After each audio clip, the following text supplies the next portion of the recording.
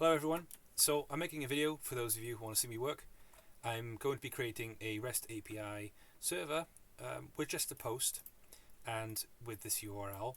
The JSON data is going to be dynamic, so this single key value pair will change and we're going to be sort of simulating user requests individually in this case, but the idea is that many user requests are going to be coming in, and per person making requests we want to limit their abilities to make requests, because you want to overload the server, hence the too many requests 429 code down here.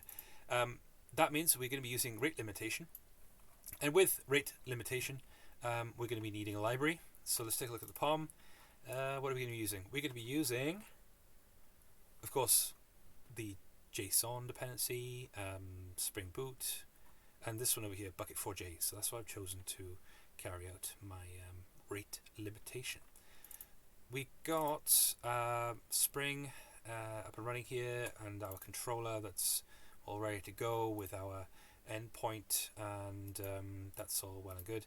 We have the body coming in via the request body annotation, and it's being sort of parsed, I guess, here, and iterated over here, and keys and values all ready to go. So that's nice.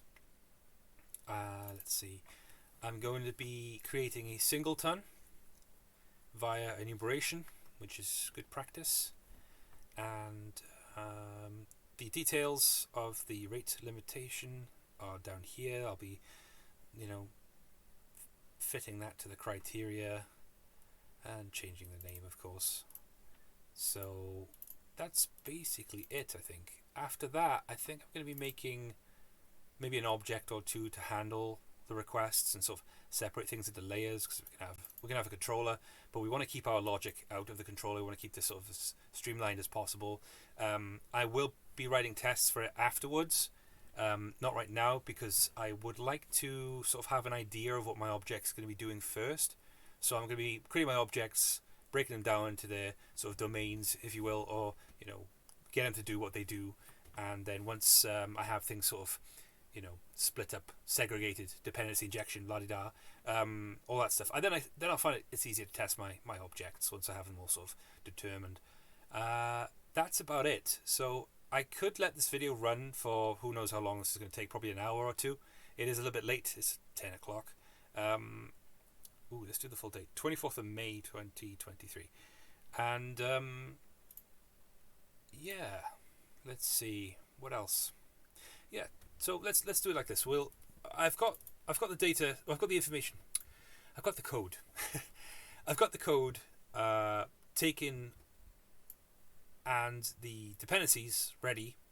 So I just need to sort of like ease this into my code base. I need to get sort of all this stuff all set up, and I guess it's not too terribly exciting to watch. So I'm sort of gonna pause the video and come back in and out, give little updates on the work I've done, and by the end of it we should have a short enough video that's watchable without too much technical jargon, and yeah, then you get to see how I work, what I do, and hopefully at the end of the day I'll pass the technical exam and get a job. Hooray! So alright, I'll catch back up with you in a moment. Smoky trail of Okay, cool. So I'm going to create this request object. It's not the best name. I'm always sort of critical of the names. You got to be actually. You'll never choose the best name first, but make sure you get there, because the naming is really important. What I've got going on here is I'm going to get this request object populated by the key and the value of the incoming body data. So let's do that now. Let's get what's the best way to do this? There's lots of ways to do these things. I guess I'm going to use the constructor, because that's why I've got this all set up. Let's take a look. I kind of want to get this logic out of here and into here, so let's see what we can do. We'll pass the body in to the request object, so this is going to go into here, and we add our parameter in. Now we can probably get away with this if we can. Let's find out. Yes, looks like it. Then we can mess about a little more with the logic in here. Keep this area here tidy because that's the idea. We want to create our nice and clean REST controller with as little code as possible. Keep this area clean and yeah, a little bit of passing around the parameters here. Let's take a look. So what we want to do is we want to get a hold of these keys and this value. So what are we going to do? I think we'll put it into the field here, make it private. We'll attach getters and setters to it. So we're going to call this one private string key, and we're not going to initialize it. Value, and not initialize it. Let's say dreams that we cherished from soaring through me. Now we need this stock key. Yeah, looks good. I've been working with Colin recently quite a lot, so I'm not fully used to putting in that semicolon at the end yet. Which is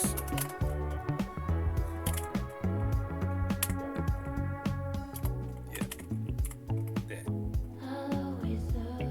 Now that's not true. This is all okay. There.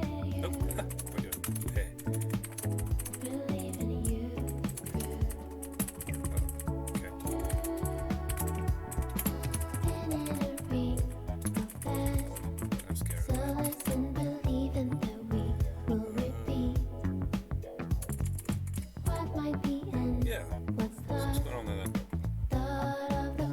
Oh, maybe they want the two-string thing. Yeah, okay, they want it to be cast. So let's do that. There we go. So now we've got our key and our value. It's inside our request object. We can make setters and getters for this. So let's generate those. Well, we want getters, really. We don't want any setters for this. Let's make sure that let's put our variables in the right places. Let's try and get some kind of order to the get and set, or the getters at least, and it looks fine to me. Could be really cheeky and do like this thing. You don't see that very much, but every time I do it, I kind of end up regretting it later, so I'm going to put it back like this. Yeah, this looks okay. Just a little check over. And normally now I'd be running my test, but we're going to do it manually, and I'll show you, which is not good, but don't worry.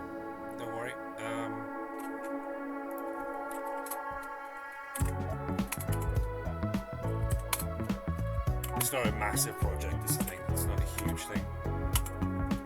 So, otherwise I would say yes, we should probably get our tests in. Sout it.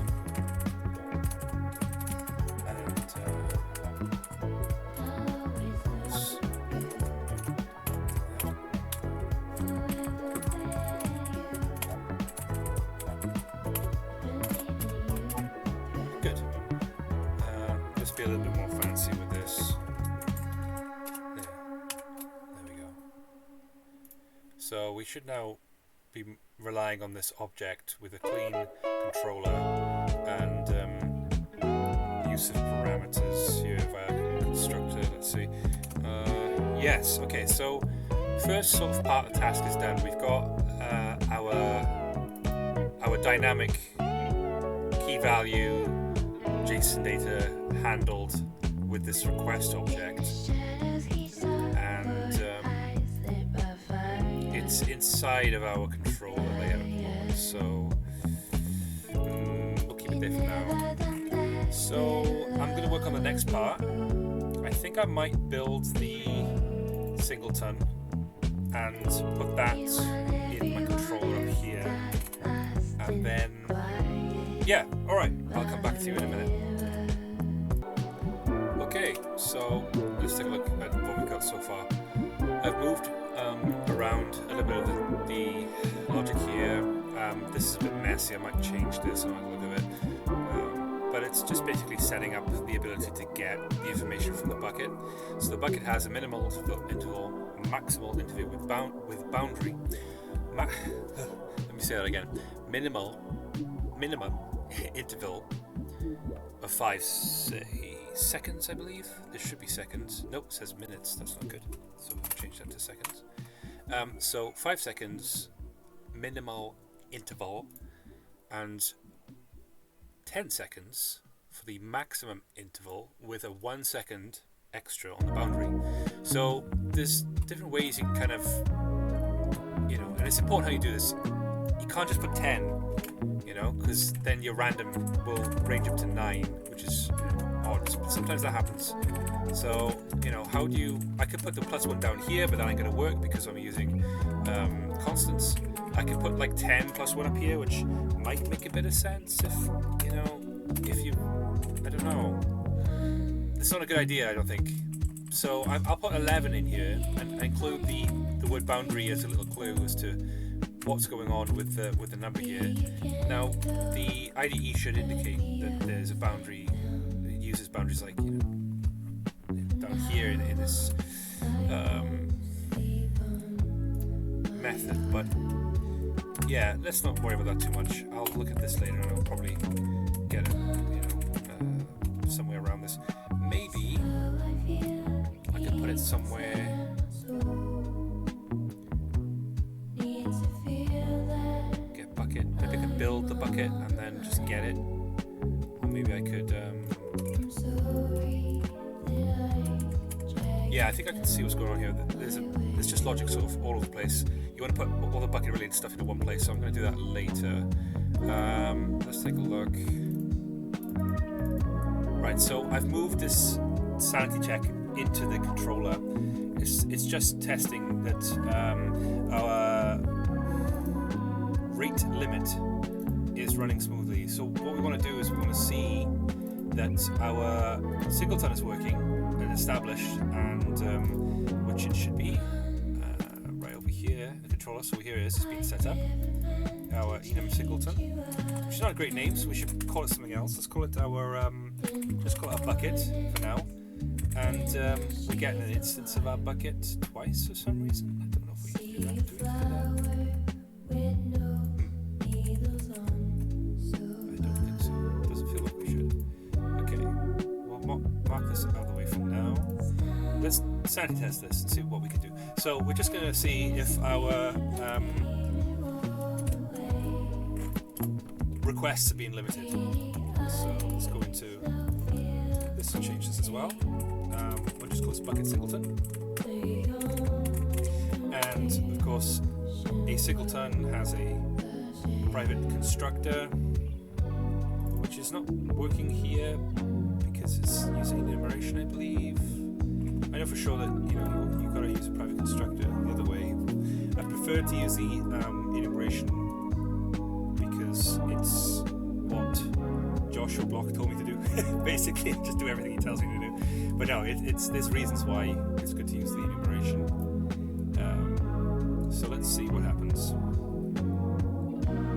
It's like I can't remember his reasoning, but I did read it at the time. I remember, oh, good reasoning. And I don't have to remember the reasoning now. I just know that it's flagged for just doing the thing. True, and then lots of falses. That's what we want. So basically, this attempt is being made twice on the bucket and failed after that. So that we know that our rate limitation is working now thanks to the library. And so I'm just going to clean up, a little bit of the bucket singleton because I can see there's a bit of logic over here that belongs somewhere else. It's good to keep all your stuff in one place. All right, I'll be right back with the next step. Hello. So, this is what I mean by, the logic of things.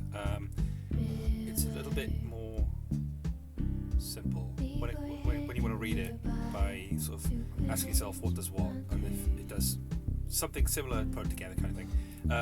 In the book Clean Code, it's called Layers of Abstraction, and it's in the first part of the book there somewhere. But the idea is that you want to, just look at something quickly and go, all right, so here's my bucket. Oh, it's just building it, right? No problem. Whoosh off I go somewhere else. I don't have to even look at this stuff, right? But if I want to go in more details because there's more problems or something to do with the bucket, I'm going to go, oh, okay, what's going on here then? Boom, into the bucket and go, right, so what's going on? And I can just read this and go, whoosh, right, I don't need to look at anything more. I know what's going on. But wait, something specific with the intervals. I'll know that code is going to be up here. So you know, it's more split up in a way, but it's easy to read. So yeah, actually we could do a little bit more with this. We could take away that, put that down here, and then get rid of just a line of code here. But what we got? Duration of seconds. Probably want to just rename that simpler as well. Just interval. Range makes more sense. Oops, maybe not with the V interval. Yeah, that's right. Okay, with the V. Sorry, I thought I saw two V's. My bad. Interval range. Yeah, good. So that's sort of self-explanatory. You don't really need to think about it too much. What else can we do? Refill. Yes, that goes into the limit.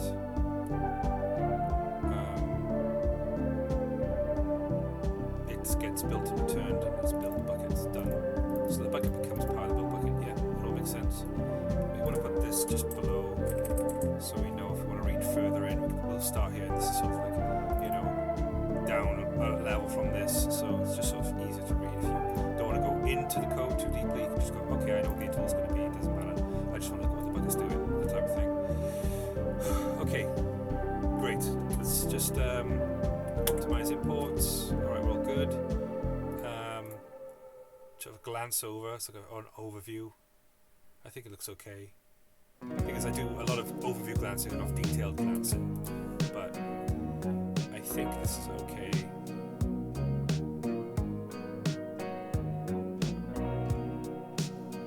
Yeah.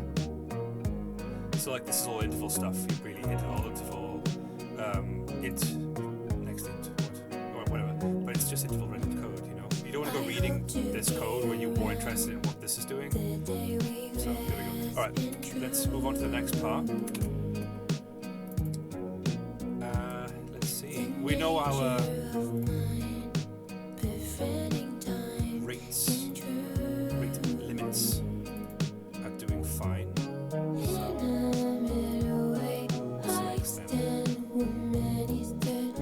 Let's see.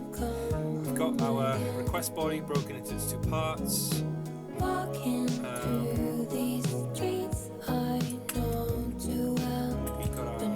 So what we can do now is probably think about the three criteria, which is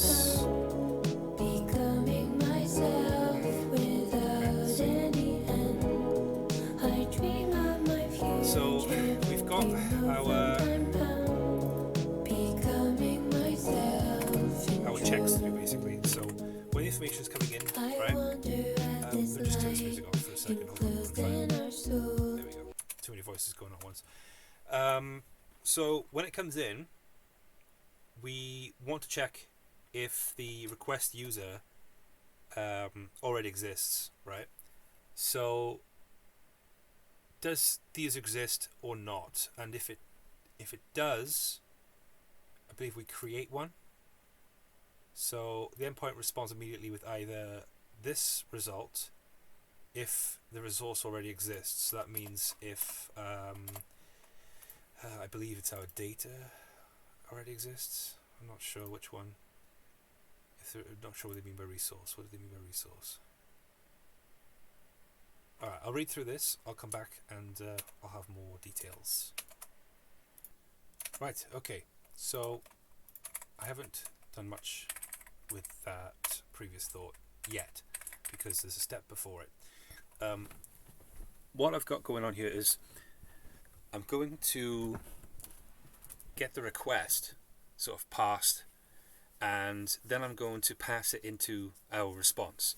So the incoming body information is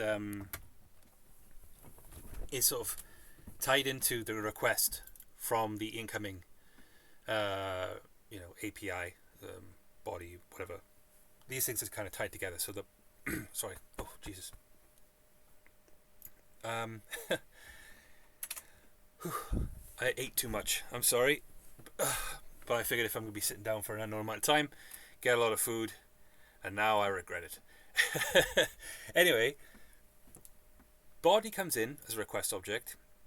The request object is a request, and that request now, cleaned and parsed and what have you with all its information, can be passed into what we're going to respond with, which is what we're going to call the response.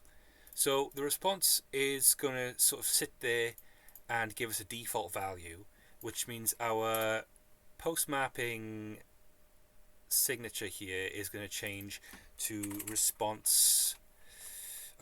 So I can remember, response object, I believe.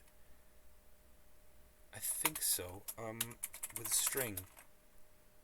Let me just double check that in Enigma. I believe that's right. Oh, response entity. Yeah, okay. There we go. Right, so we can just reply with our response right now. Dot, and then we're going to get the... Well, we need to sort out what response object is doing now. So let's create a constructor. Let's say we're going to pass in some information. I believe we're going to pass in request. Yeah. Oh, what's going on here?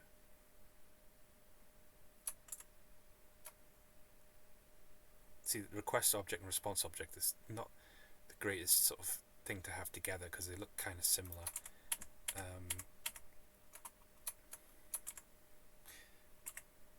So what's wrong with this?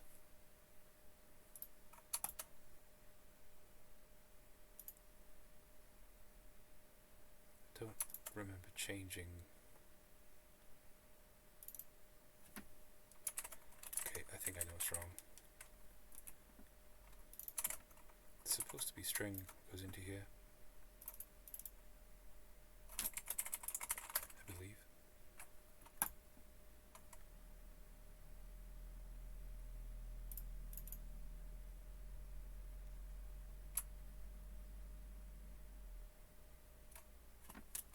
What went wrong there? How did that get changed?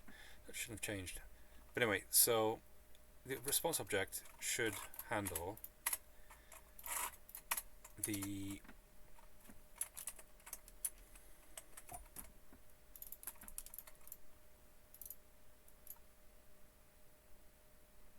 what on earth? Oh, I'm still in Enigma again. Alright, I need to reset this one. This is me changing the wrong screen. Right, so response object should take in to its parameter. Yes, change first parameter of constructor to string or request object, which is what's coming in, I believe. Yes, so we'll take that, but this is not right.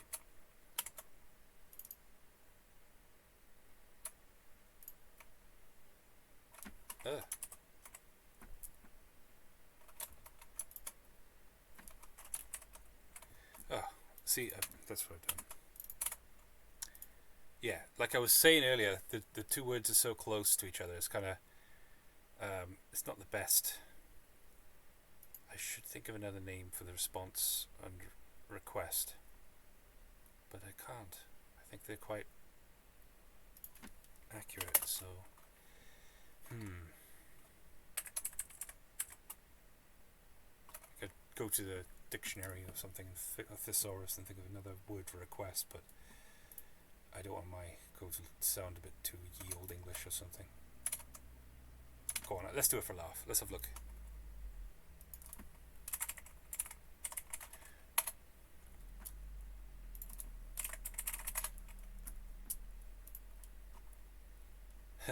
Appeal. My appeal, or my desire, my inquiry, my demand. Requisition? My requisition. No, like I said, I don't think that's a good idea. Okay. The people will be reading it and go, what the hell? I need to close Enigma because I keep alt-tabbing into that, so there. We're gonna stick with this, but just look at the length here, so there's still a bit of difference. The response object is going to be taking in the string, and the request is going to the request takes the body, which is the string, and then the request is passed into the response, which hasn't been initialized yet, which is all good. So now we're back on track. Create constructor. I thought I already did. We got another one, have we? Okay then. They're overloading. Try not to overload constructor. It's not a great idea. There we go. Right, so there we go. A little bit of confusion, too many IDEs open, and a distraction from the word request and response. But I would like to use like desire or appeal or something. It's tempting, but no. This'll do. Alright. Let's take this bit of code now, because I think we want to be testing the rate limit. I need to read that word every time, but I'll get there. We're going to be the responsibility for the rate limit. Is a tricky one actually, because the bucket is up here. I don't want to pass the bucket into an object. I don't think those things need to be coupled. So this is design thought here. I would need to aim for sort of, modular code, it's independent, sort of singular responsibility and all that nonsense. It's not nonsense actually, it's really important. Solid design, it's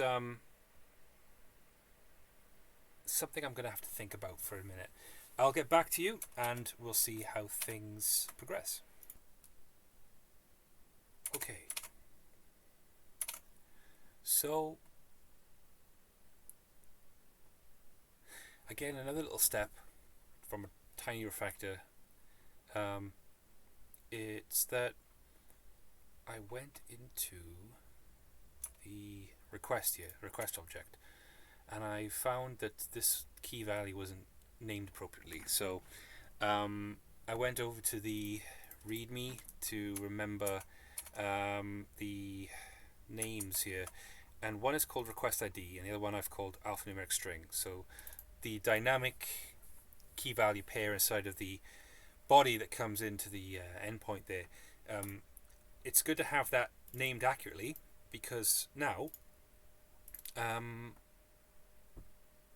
it's made me aware of something that I will need to consider further on down the line.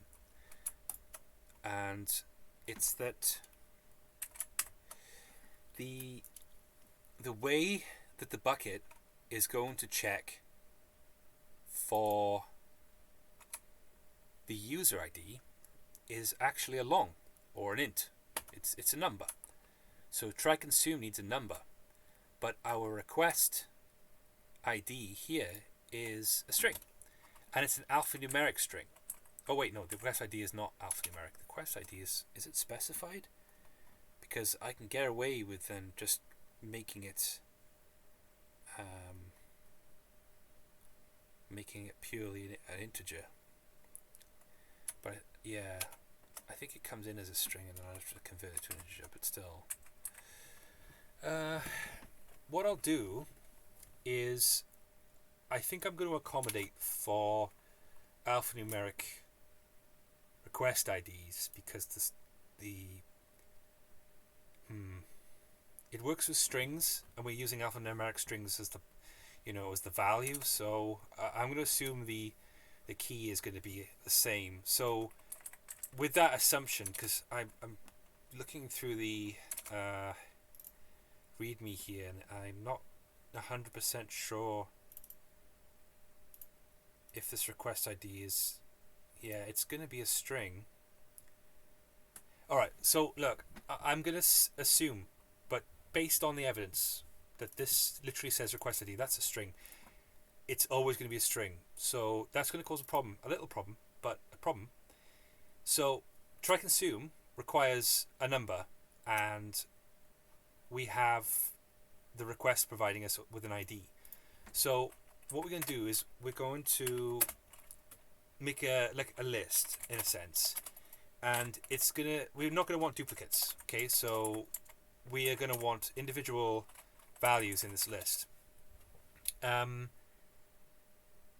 So it's gonna be tricky. We have to. The thing is, I hate designing. There's one part I hate because it always catches me out. I design with an intention and a thought, but then later on there's like a nuance and it changes the entire thing, and that's the worst thing to happen to you when you're doing a technical task, because it fries your brain. But say like, oh, you start off by using a set, and it turns out you didn't need a set, you needed like, you know, some kind of a checking system for a I don't know, another type of list that's out there, or you know, vice versa, whatever. So it's tricky, but yeah, use your best guess, I suppose. For me, I think that it's going to be a good idea to be able to relate whatever request ID is coming into its own unique value, and I think a stack might be the best choice.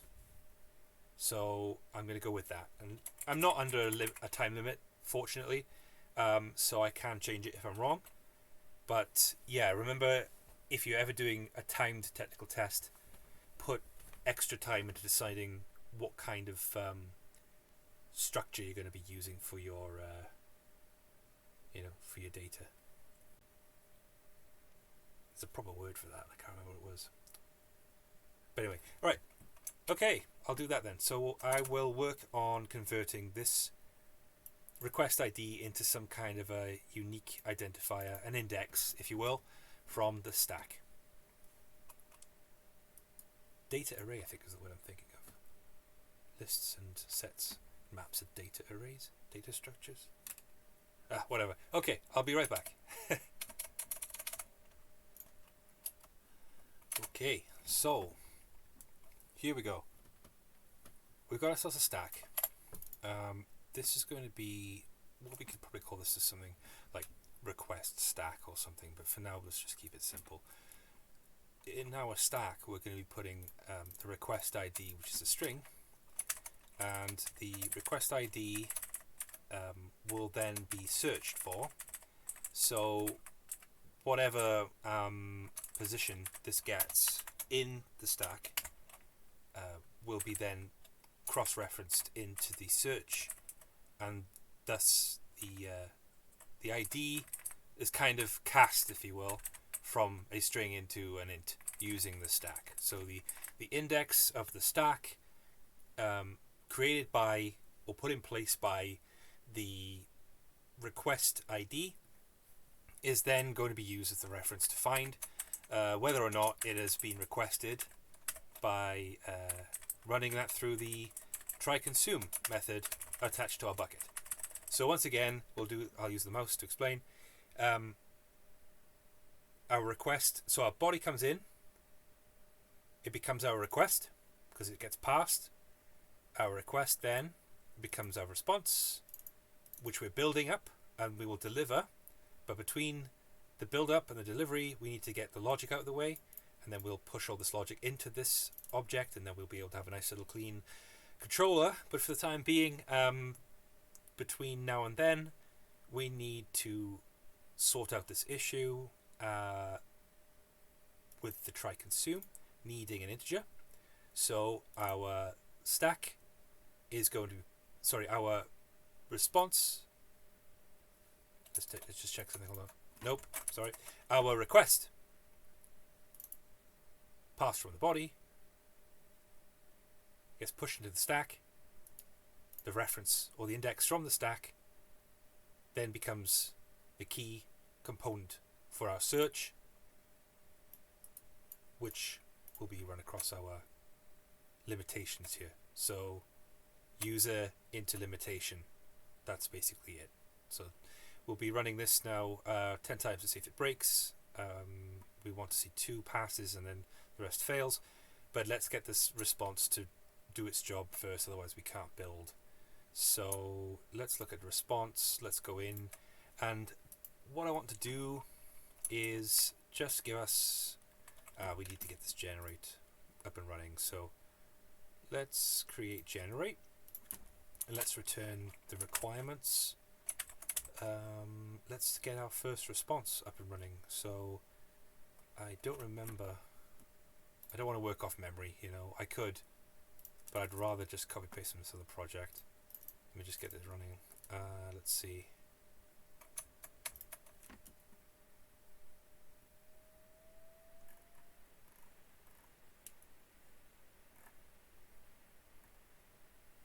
Found it. Okay, we'll use this one. So our response generate will return bad request. Well, this is going to be the default response. So let's see.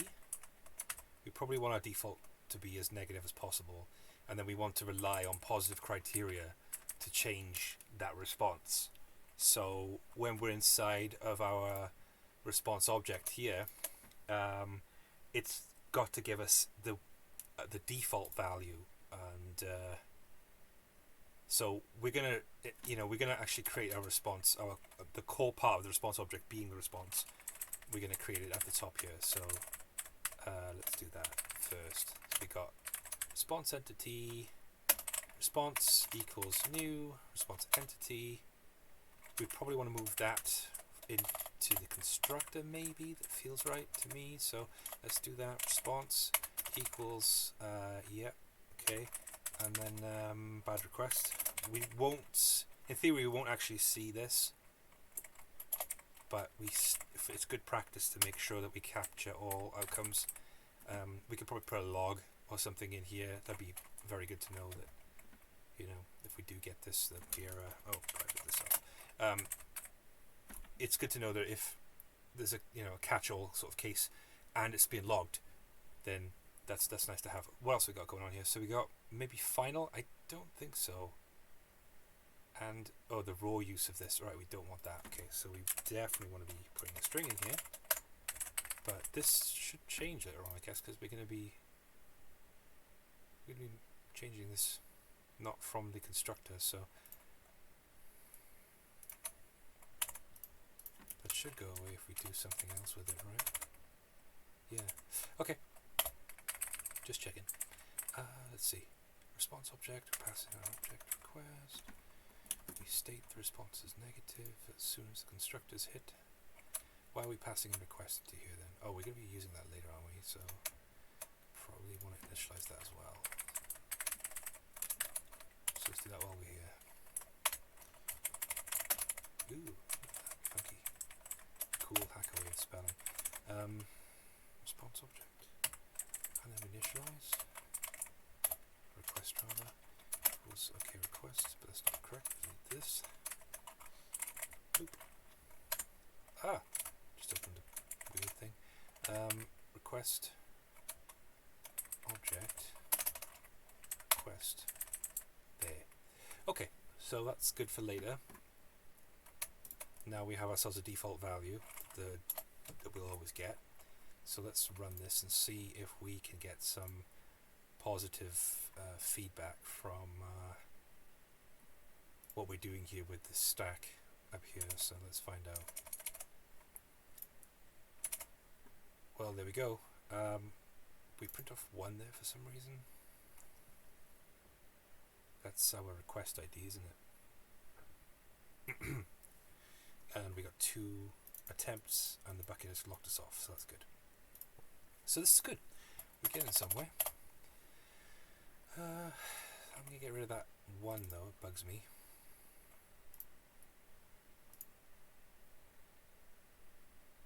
But where did it come from? Yeah, maybe it's here. I'll try that.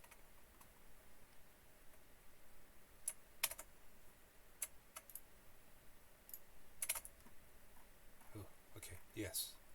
Good. Oh, also that was 2 attempts I made there, and it locked them all off, so that's great.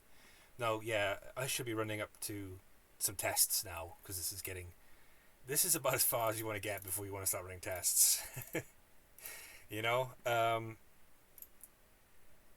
Technical debt will jump up on you very quickly. It's like saving your game, I guess. That's the equivalent to making a commit push. Save your game regularly. Tests, I guess it's the same thing, but it's okay. It's alright. We can keep going. Just learn from our mistakes if things go wrong later.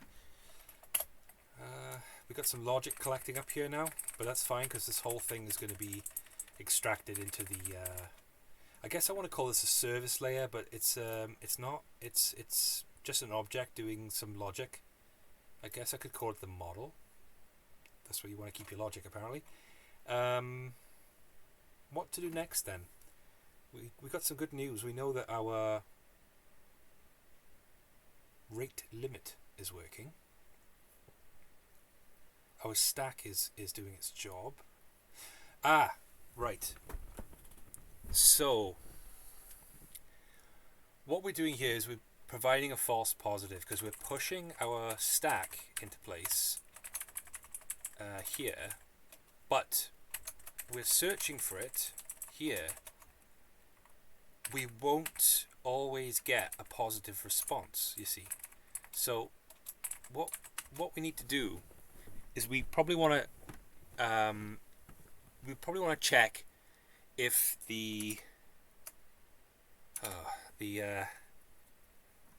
let's just look at the terminology. The request ID, right. So we want to check if the request ID exists inside of our stack already. This is kind of a catch-22 because now we can't really check for something because it's technically a request, right? But in a way, you get two requests. So the first one is free. So being that if our request ID doesn't exist in the stack, then that's going to always be our first request. So I think we're okay to make an entry into the stack first.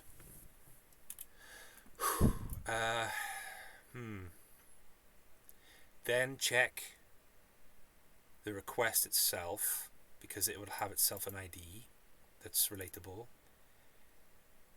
And from that point we can decide if our terminology alphanumeric string exists or not. So maybe we'll need probably another data structure, or maybe we'll build another data structure and see that it's actually better to merge the two into one, perhaps. I mean, there's lots of funky stuff that can happen with data structures. What I'll do is I'll probably write some pseudocode out or just get straight into it and figure it out, because once that's done, I think it's over with. I think we're kind of there. There's just going to be some housekeeping and bits and pieces. But I'm going to look a little bit more into the criteria here, and I'm going to come back to you. Hopefully by then we'll have a nice little logical flowchart, logical gate, whatever you want to call it. Just sort of, the ifs and the sandwich between here and here, this part in the middle.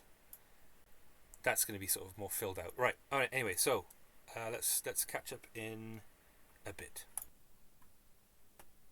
Okay. So pseudocode. Let's just go from the beginning. So we got our body. It's passed into the request.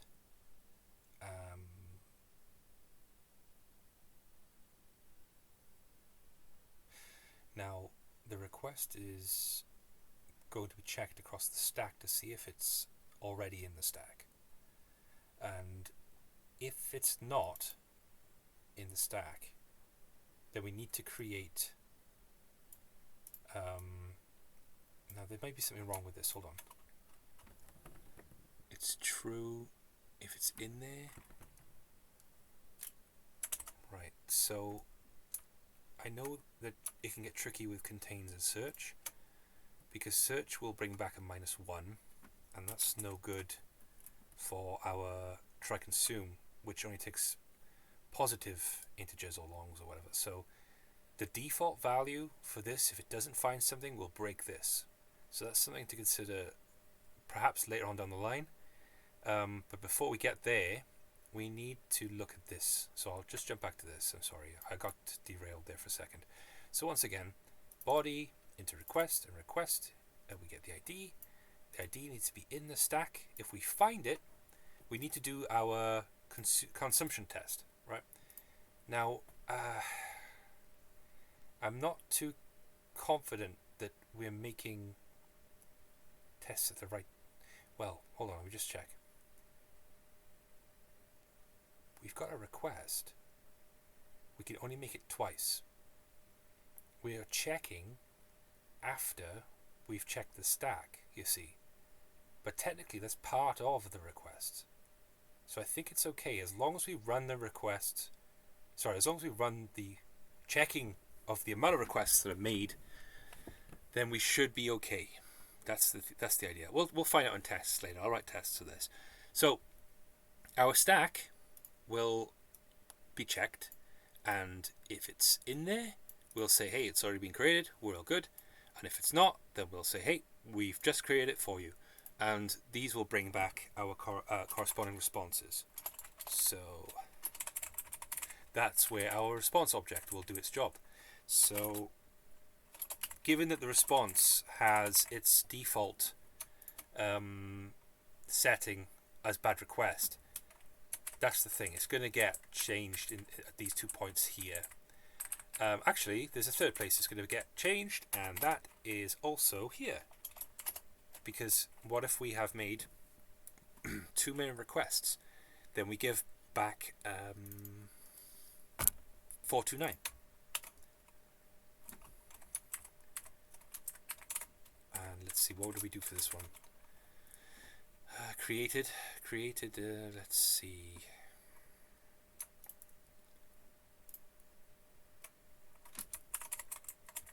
That would be 201. I should know that off by heart, but there's so much to remember in this line of work that it's not possible to remember everything. Created is 201, and created false. What would we use for that? Let's have a look. Maybe bad request or something. No, that's not good. We want to, hold on, let me just remember something. See, like I said, it's better to know where to find stuff than it is to remember stuff.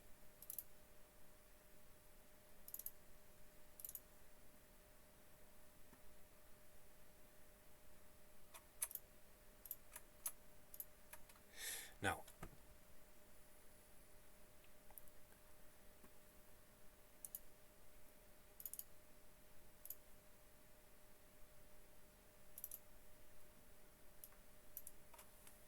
so we've got 429.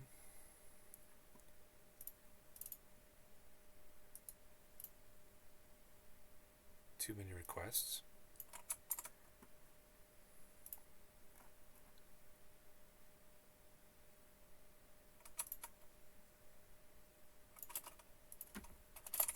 (201)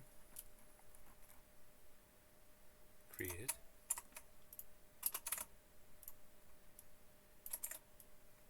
And finally, we won't create this, but we do get. We want to tell them that the server has received the request, but it can't do anything with it. So it doesn't specify here in the requirements, does it? And I think that they're subtly testing you here in the requirements by not giving you the answer, which is quite clever. And there's other clever things that this task itself. There's other clever little things in here that I appreciate. Like there's some nuanced stuff. You know, the answers are. It seems simple at first, and then it turns out it's not simple. And there's some nuanced things in there, and I really appreciate it. I think this is a good test. But right now this isn't a very exciting part, I'm aware of that. So I'm just going to go through here, look at a good response to have, check through the criteria again a little bit more, and then come back to you. So see you in a moment.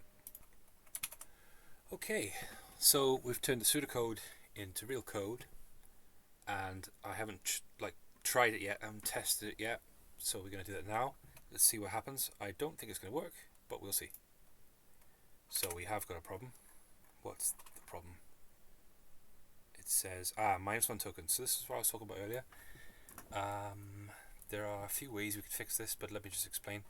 So yeah, if we look at the request ID here, we run a search, and inside the search we get that -1. If I can zoom in on that. No, it just stays the same. Now I need to put it back again. Oh, this is not very nice.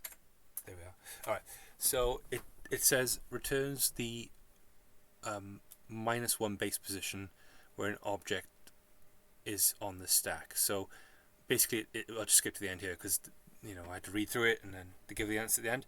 -1 indicates that the object is not in the stack. So what I need to do is think of an elegant way to get that to work. Basically, if something is not in the stack, so we'll say if it's equal to -1, then we proceed as normal. So if the stack here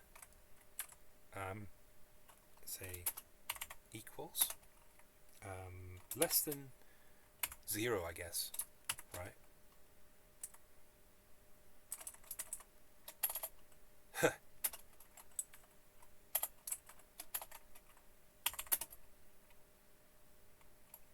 Wait, am I doing wrong? Oh, yeah, okay.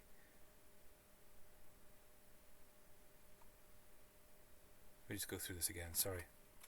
If it's less than 0, then we can still assume that it's not been created yet. So the search, oops, it's the search, isn't it? Yeah, right. So what we could do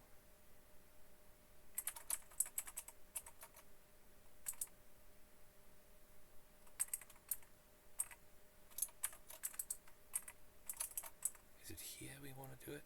I think so.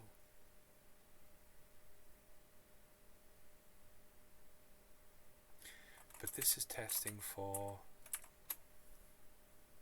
the bucket.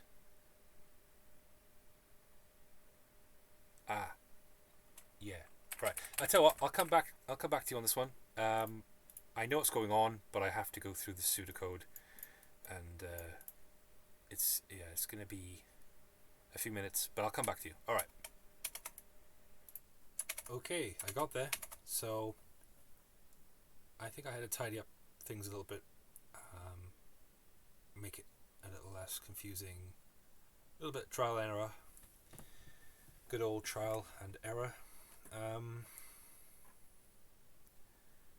Well, we can go through it now anyway, do some manual testing. Again, probably would have been good to have some unit tests. I'm not going to say that many more times, but it goes through my head every time this type of thing happens. But it's okay. It's okay. It's no rush. If I was pressed for time, I would. But yeah. Let's see. We make the thing the first time, right? Oh, conflict. Hold on. Let's restart the server. Okay. So we'll send it in first time. Created. Great. We'll send it in a second time. Conflict. Perfect. And now we'll send in a bunch of times, and it should say too many requests, which is great. So I could actually, thinking about the tests again, like I said, it was a good idea to build the logic, I think, because there's going to be things flying about and objects changing. I think there's going to be too much change here, because I am going to be moving all this logic into an object that will also then do one thing further, because if you find that your code has many ifs like this, yeah, there's something you can do to fix that. And so my tests would be going haywire, try to catch up with all these changes. So I guess it's not a bad thing that I haven't done them. However, let's see.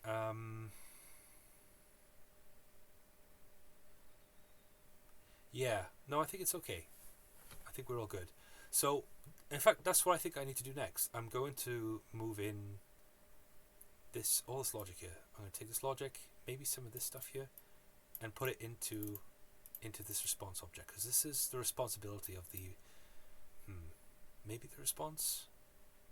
I tell you what, again, I'm going to have a think about it, figure out what goes where, and what stays where as well. That's also important. And we should see this if and else thing actually disappear.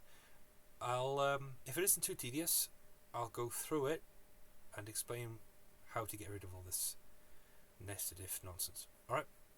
Okay. Okay, we are back. So, the code has grown a little bit, but I think that the trade-off is worth it. And the trade-off is, in my opinion at least, ooh, more readable code. So we can take a look and see if that's true. And I mean, I guess I have a perspective of what it looked like before. There was like a stage 2, and now this is stage 3, and you guys saw stage 1 earlier. But yeah, I've done a little bit of work here. It's just fiddly stuff like, creating the strings and making sure that the what's this, conflict? That's not right. Making sure that at least the responses are correct. This one shouldn't be conflict, right? It should be something else. Too many requests, 429. So let's just change that. See, I'm not going to say it. I'm not going to say it. I've said it too many times.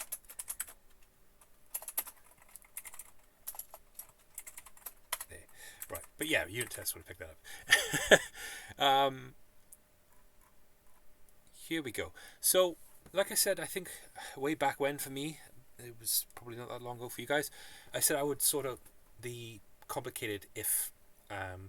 That's true, I guess, but not true, because what I've done is I've shifted it around. So it's at least easier to read, and I think there is a way you could probably move the logic around, juggle it about a bit, and make it better. I guess I've kind of done that already. So let's take a look. I'll show you. We've got the response object. We've got the constructor. We've got.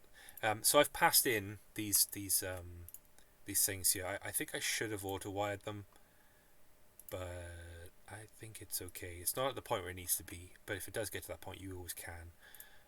But for now, anyway, yeah. Let's just go from the beginning, and then I'll do this later. I'll leave that in. I won't delete it. So we start with the body.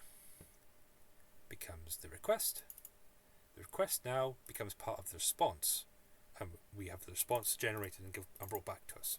That's basically. I was so tempted to get rid of it. I'll do it. Right. So there we go. We could even inline this further, I think. If I even took something like this, I don't know if this is going to look good. Let's find out. So this is request. This goes in here. This goes away. Then this comes down. And then we could probably get away with this. That's nice. Oh, there we are. It's down into one line. Now, is that too complicated to read? Let's see.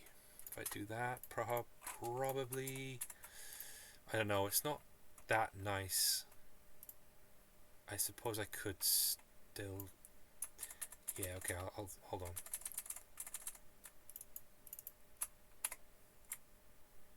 It's okay,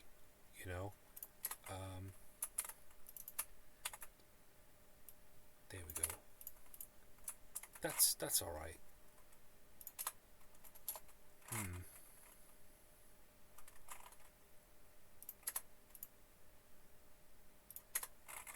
So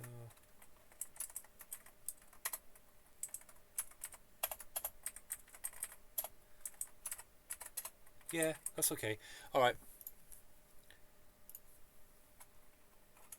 I mean, your eye is going to wander past that because it's not going to, it's not important when you see it. So try and draw the eye to the right part of it. But I think there's no way around it. All right, because if I stick this in here, it just makes it longer. 2 lines of code, or have to read the parameter, which is better.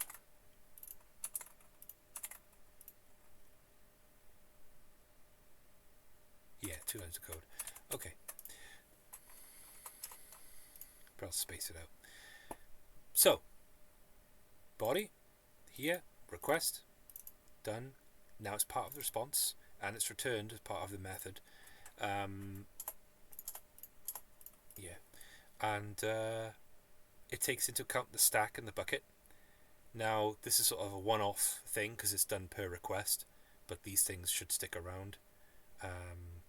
But each object will handle that request. I'd like to use more streams. I think I could probably get away with streaming some stuff, but it's probably too fancy. I don't have. I've spent too much time on this. It's getting late. It's like nearly 12 o'clock. But we're not out of the woods yet. We still have some things to do. Anyway, the response object, what does it do? Well, it brings back our response depending on what involves the request and the stack and the bucket. Alright, let's get inside it. Let's have a look. Here's the response object. It's setting up our default bad request without logs, but it should be, but no. This request, do I need to do that now? Let's have a look. Do I really? I think I might be better off doing that, actually. Maybe? Let's find out. Sorry, I should,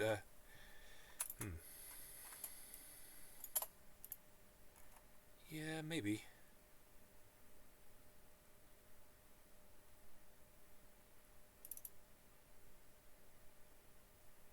Yeah, I think so. Something's telling me this is the right thing to do. It's a bit late, you know. Been working on this for a while, but yeah, go on, I'll do it.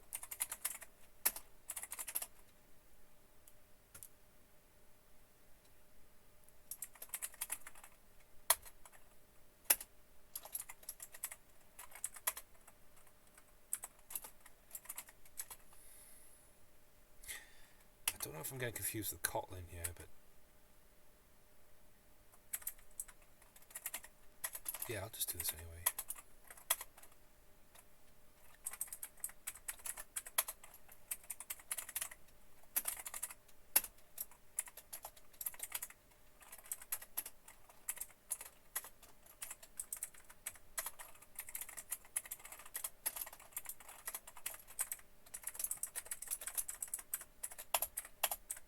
Right, so I did promise I'd get rid of those if statements, didn't I?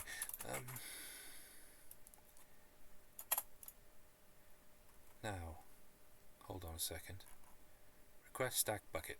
Request stack bucket. Yeah, we can probably get rid of this now because it's just getting in the way, isn't it?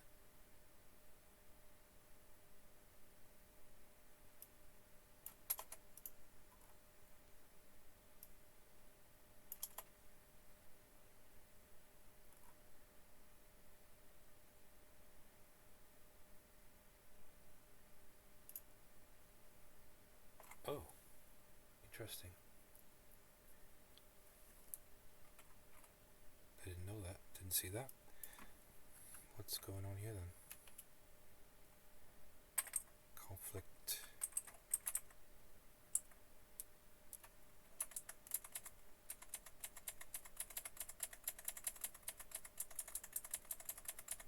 Keeping an eye on that. Line 34. Let's go back.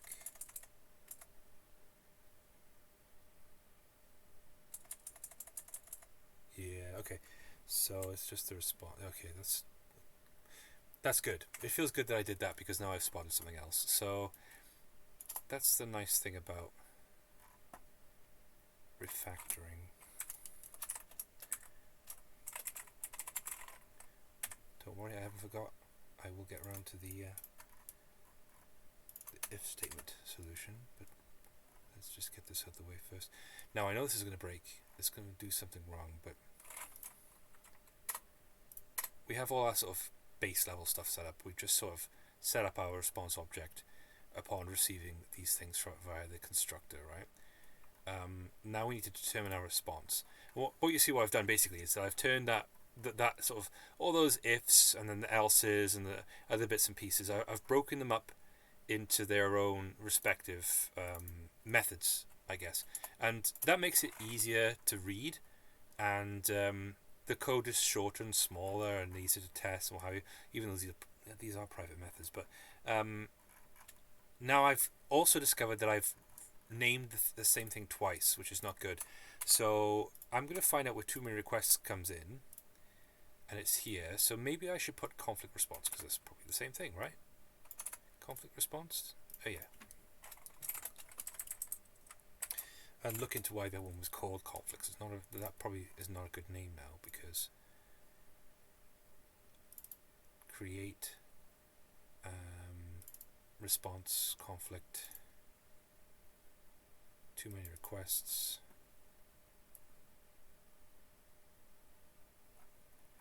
Yeah, so some of these here, these methods are only responsible for just returning its respective HTTP status and its body as well. So since we have a bit of repetition here, we could still cut this down further. So is it really necessary? I think so. I think that this is kind of, it's a bit much. There's too much going on. I think I'll give it a shot anyway. I'll refactor this. I'm going to shorten this down. And we'll see. Also, created is also not running. That doesn't sound right to me. Determine response. Create. Conflict. Yeah, I'm going to have to go through this. But now it's all broken up. It's easier to read. It's easier to sort of change about a bit. And I'll try and shorten this even further. So I'll get back to you. Okay, this is a little better. Maybe a bit too much. But I'm having fun. So I don't know if this is actually going to run. But okay, so we can see we determine our response, and then we need to handle the requests plural because there may be more than one coming in. We want to refer to retroactive requests. So we have our handle create requests.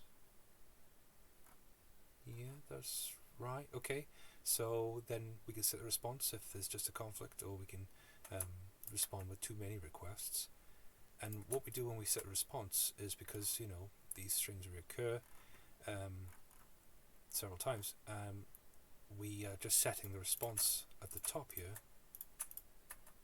to whatever is going through that flow, and then we generate it later on when we need it, and that's it. So I think it's easier to read, to be honest. I could extract these strings out to consts. It's tempting to do, actually. It is really tempting to do. Wonder what happens if I do.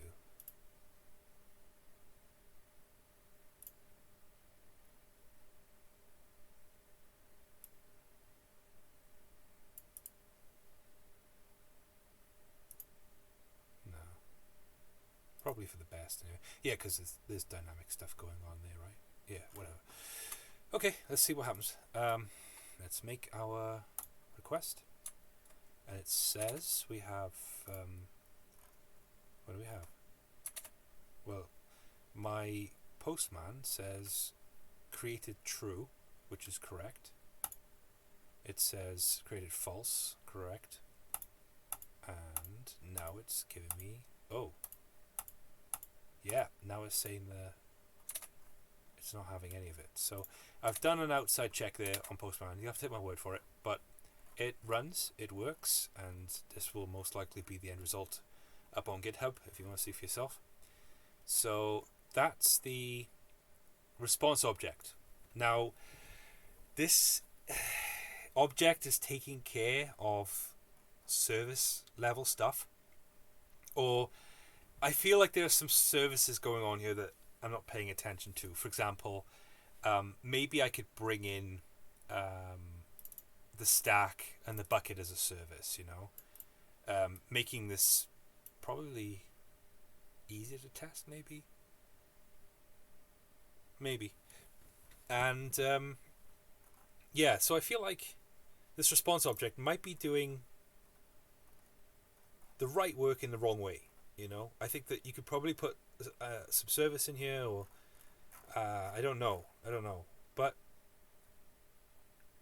it's only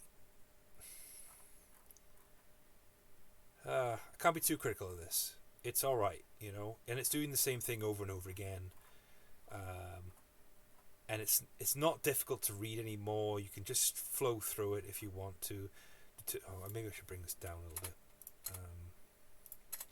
There we go. That's what you want to pay attention to. This right here. Determine response. Boom. Response determined. one or the other. Do we handle the plural requests or we handle the conflict requests? And then we apply our response criteria and bang, we get a response back. So it's quite simple. I think that, that's all right. I mean, these things here are basically the same thing, right? As you can see. Once I got rid of it, there's just two things here that, we need to worry about. So that's that. Okay. What else? It's getting late, so I don't know if I got time to write those tests.